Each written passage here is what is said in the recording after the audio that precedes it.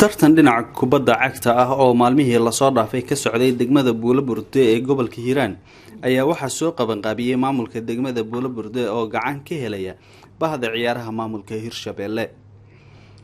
kooxaha ka qayb galay tartanka waxa ay gaarayeen ilaa 8 koox oo ka kala yimid xaafadaha ay ka kooban tahay degmadaasi Buulaburde, waxaana ujeedka loo qabtay tartanka uu ahaa in dhalinyarada niyadooda kor loo qaado.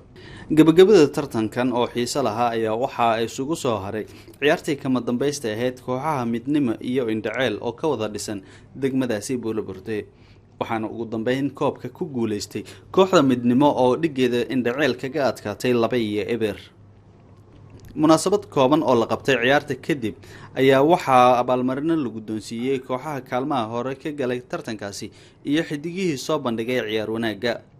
waxaa maanta tartanka nala soo xiray gudoomiyaha degmada iyo maamulkiisa iyo wasiirka xanaanada iyo xoolaha iyo gudoomiyaha dhalinyarada iyo isboortiska wabillahi tawfiiq. maanta waxaa meeshan ku badiyay kooxda Madiino. qaar ka mid ah maamulka degmada Buulaburde oo farxad ay ka muuqatay ayaa dhalinyaradii ka qayb galay ciyaartaasi waxa ay kala hadleen sida ay muhiim u tahay isboortiga iyo sida uu qayb uga yahay nabadda iyo isdhexgalka bulshada.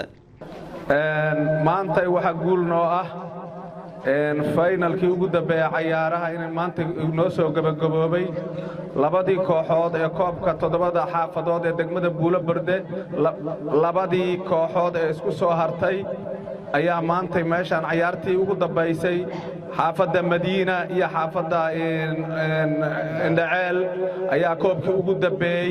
waxa koobkii ugu dambeeyay qaaday xaafadda Madiina 15 bishii hore la bilaabay si la sheegay maanta 16 jimcaana way soo gabagabowday. waa wareeg aad u fiican oo ahaa oo aad u qurux badan. maanta finaalku noqotay laba kooxood Madiina iyo Indhaceel sida aan wada arkaynay waxaa si guul ah ku guuleystay xaafadda Madiina.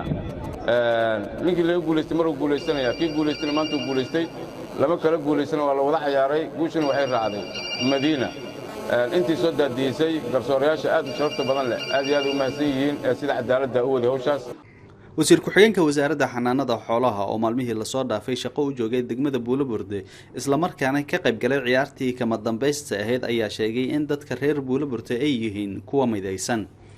waxaan rabaa inaan u mahad celiyo dhammaan ciddii soo qabanqaabisay iyo maamulka degmada labada kooxood oo Indhaceel iyo Madiina sida wanaagsan oo qiimaha badan ay u soo bandhigeen ciyaarta. Soomaalidu waxay tiraahdaa gari laba kama wada qusliso. maanta waxaa la wada dheelay ciyaar muhiima, waxaa la dheelay taariikh oo reer Buulaburde ay ku calaamadoodii iyo sumadoodii ah.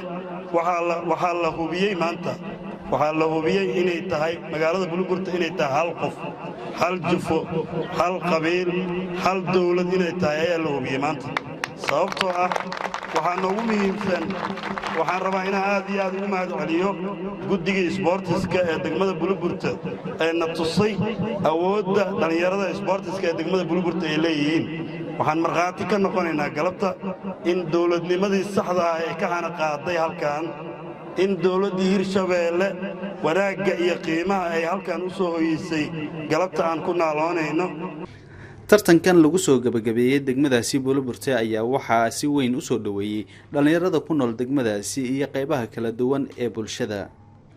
Nuur Maxamed Cali, SNTV, Buulaburde.